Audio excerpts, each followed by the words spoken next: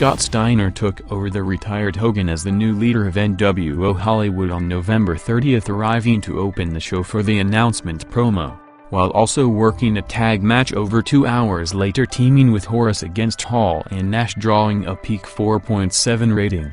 Steiner's perhaps most talked about segment of the month came on November 2nd, with him almost shooting on J.J. Dillon on TV after being interrupted in his scheduled promo time, leading to him pushing Dillon and walking to the back to end the segment abruptly, while coming back out an hour later to confront Dillon after announcing that he will be fined, taking out the announcer's table before going to the ring, with Bagwell trying to restrain him, cutting an aggressive promo on WCW management holding him down, as the segment jumped over 400,000 viewers to another show-high 4.2 rating.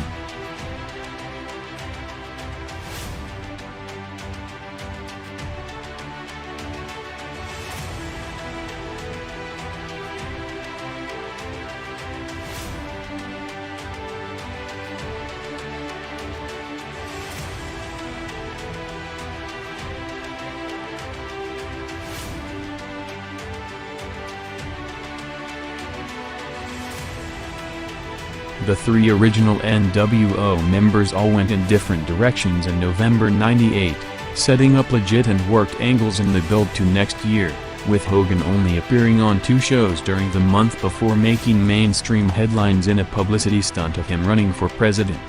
Hogan's 2 advertised quarters both drew show-high numbers. First on November 9th, opening the head-to-head quarter for his presidential campaign announcement, with Eric Bischoff doing a 4.1 rating, while a week later in a follow-up segment Hogan called out Eric, with Hall turning on him to bring out Nash, picking up over 500,000 viewers to a 4.2.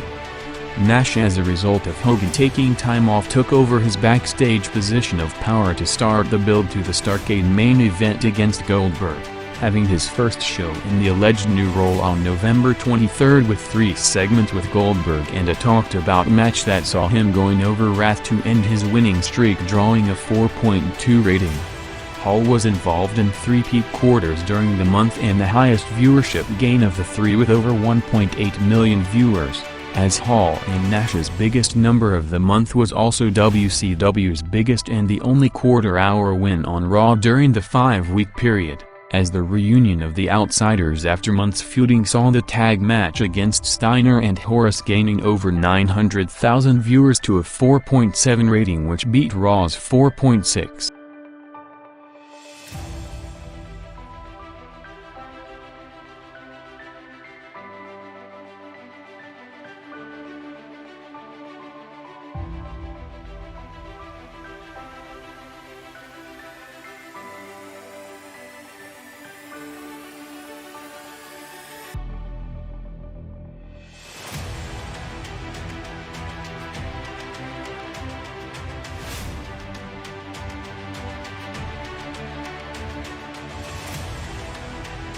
Goldberg was partially involved in 3 separate programs during the month, closing out the first one on November 9th with him arriving during the Jericho promo and coming out to spear him in an unadvertised appearance during a quarter, drawing a 4 rating. A week later, WCW had one of the most surprising angles of the year as Bam Bam Bigelow jumped from ECW to WCW and called out Goldberg to the ring, leading to a wild pull-apart brawl with the segment and the follow-up of Goldberg demanding Bischoff to give him a match against Bigelow, gaining over 600,000 viewers to a 4.2 rating. The Goldberg vs. Bigelow match, going against a record audience on Raw, ended before it started in 30 seconds, with both making their entrances past 11:02 p.m., with Goldberg getting his Starrcade opponent in Nash on November 23rd, including a main event against Giant, drawing a 4.3 rating, ending the month in the Starrcade contract signing with Nash and the Wolfpack, while after being called out for a street fight in the last hour with Bigelow kicked out of the building, Goldberg ran out to start a Goldberg-Bigelow parking lot brawl in a quarter, doing a peak 4.7 rating.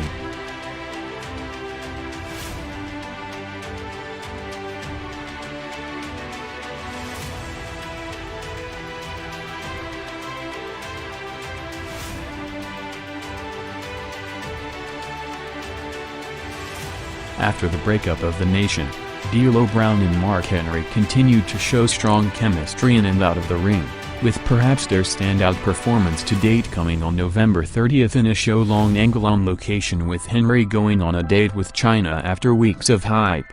Henry and D'Lo were involved in several comedic skits all over the show outside in Baltimore, with D'Lo ending up as Henry and China's driver, with the biggest segment of the night coming in a quarter, doing a first-hour high 5.1 rating.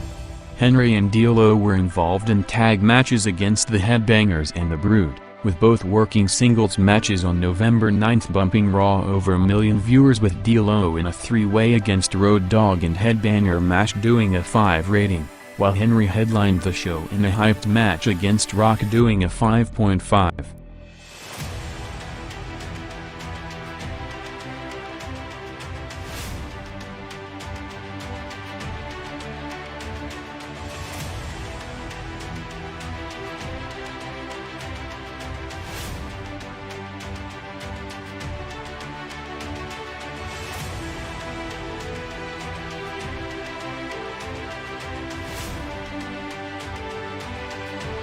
Kane opened the month in a show-long angle of him interfering in matches over the 2 hours after Paul Bearer's turn to join Taker, leading to the main event segment of him setting the cage on fire in a brawl with Taker and Austin doing a peak 6 rating.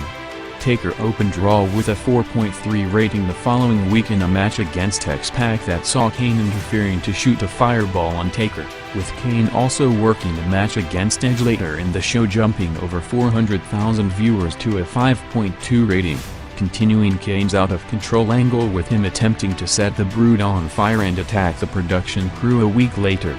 Taker's most memorable show of the month came on November 23rd, with him taking the new direction of his character to the next level in the build to the Ministry of Darkness reveal, arriving in a hearse along with Bearer to attack and kidnap Austin in the hospital, leading to the next hour of him driving an unconscious Austin to a cemetery and then a funeral home attempting to embalm him alive, before Kane arrived for the save, with the skits being placed all over Raw's second hour ranging from a 4.6 to 5.4 quarters, closing the month a week later for the follow-up angle of Taker and Bearer locking Austin backstage and attempting to send Kane to a mental institution in a quarter, gaining over 300,000 viewers to a 4.7 rating.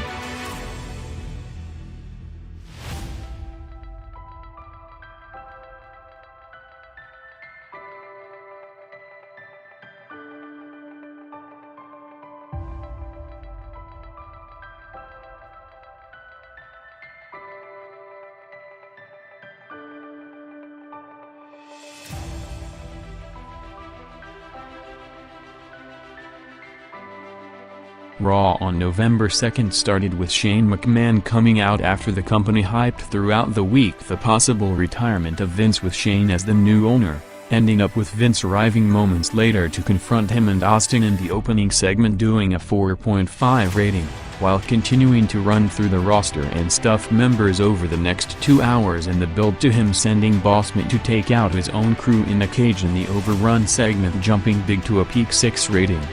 A week later the McMahons were all over the show, with everything being set up for the Survivor Series turn, built around a Vince vs. Rock angle in a career-on-the-line match doing a show-high 5.5 rating, with the day after the pay-per-view on November 16th Vince, Shane and Rock opened Raw at record levels with a 5.3 rating for the corporation debut. Shawn Michaels, who has been out of storylines since WrestleMania 14, came back on November 23rd as the new WWF commissioner to go against McMahon and open Raw with a 4.6 rating, setting up Michaels turning heel on DX to join the corporation 2 hours later in the main event doing a 5.3, with the follow-up Michaels vs. X-Pac promo confrontation a week later, with both in the ring for the first time since Waltman replaced Michaels in DX in March, picking up over 500,000 viewers to a first-hour high 5.1 rating, with Michaels also out on commentary during the peak quarter of the show 20 minutes later with a 5.7.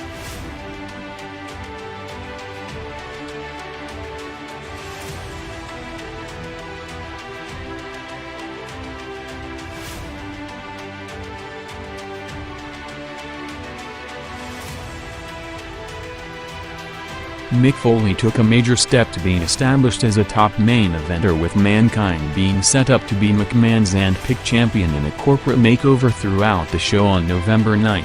while also being given the debuting hardcore belt, with him defending the title for the first time against Shamrock to open Raw's second hour, drawing a 5.2 rating. Mankind arrived the day after the Vince turn, with McMahon sending Patterson, Briscoe and Slaughter to find him all over the building, setting up a boiler room brawl between all four during Raw's main event quarter, doing a 5.5. The next 2 weeks between November 23 to 30 saw Mankind working 2 matches at the top of the hour, which both drew show high numbers. First, a three-way against Shamrock and Bossman for the hardcore title, gaining over 600,000 viewers to a 5.4 rating, and then a Mankind vs. Bossman ladder match picking up over 900,000 viewers to a 5.7.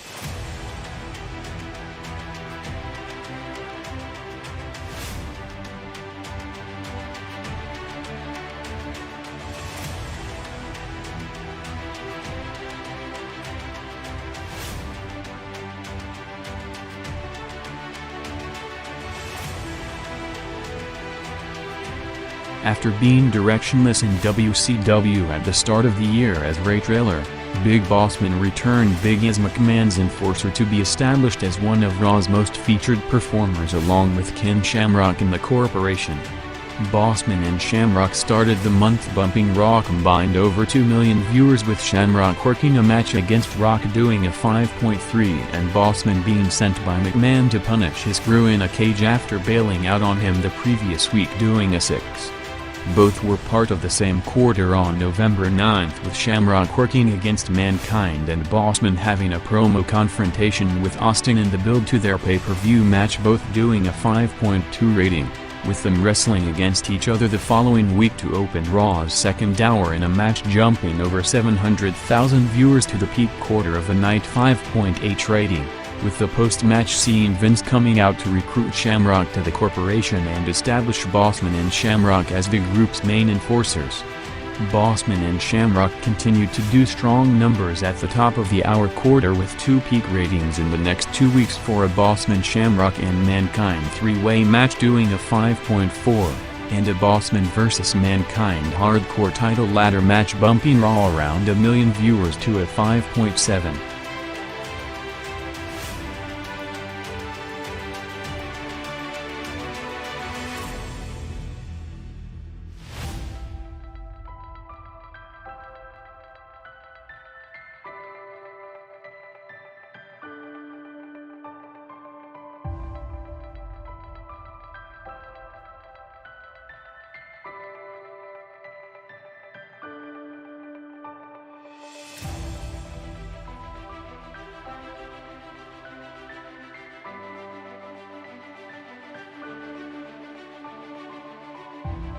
With the focus of McMahon shifted in the build to the corporation swerve, Steve Austin's main feuds during the month were the returning Bossman and the continuation of the Taker program, making 2 appearances alongside Shane on November 2nd to open the show, and then running in for the save in the overrun to end it in a brawl with Bossman, Taker and Kane jumping over 1.4 million viewers to a peak 6 rating.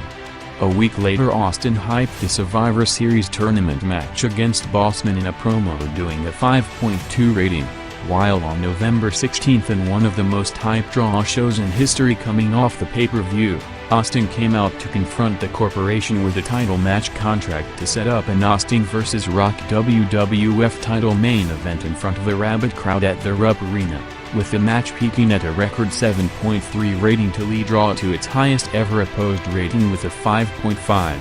Austin shot a rare non-televised house show angle on November 23 with him collapsing in San Jose from Taker's shovel shot to lead to a show-long angle of him being attacked in the hospital, while coming back the following week to take out Taker and Bearer, building up to a main event segment of him and Kane throwing Bearer down the sewer outside the Baltimore arena, picking up over 500,000 viewers to a 5.1 rating, and then going unopposed in the overrun for the conclusion of the segment, gaining over 1.5 million viewers more to a 6.5.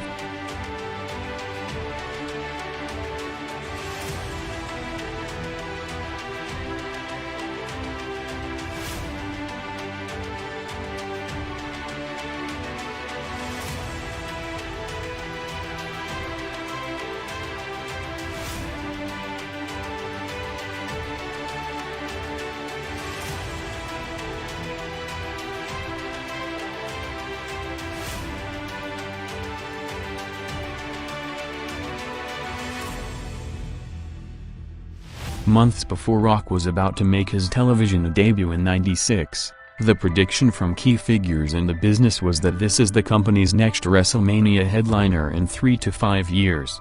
Exactly 2 years from his first appearance, November '98 saw Rock taking the top spot in the industry as the WWF champion heading into WrestleMania 15, with the payoff of a greatest storyline in history contender establishing him on top of the drawing list for the first time in his career, while in the process bringing the entire company up a level in every aspect of business to officially enter the peak of the boom period. Rock started November in a match against Shamrock, with Vince McMahon getting the Survivor Series build up into overdrive, putting Rock's tournament spot on the line in a match, gaining over 600,000 viewers to Raw's peak quarter 5.3 rating.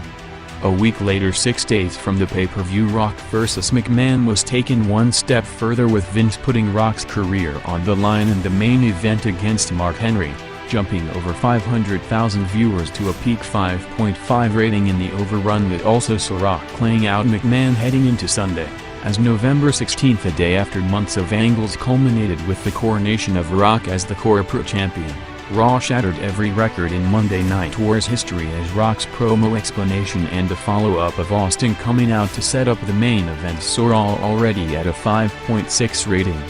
Less than 2 hours later, Rock vs. Austin in front of one of the hottest crowds in history saw the match jumping huge, with over 2.2 million viewers to a record 7.3 rating, the highest peak ever recorded on a Raw broadcast to date.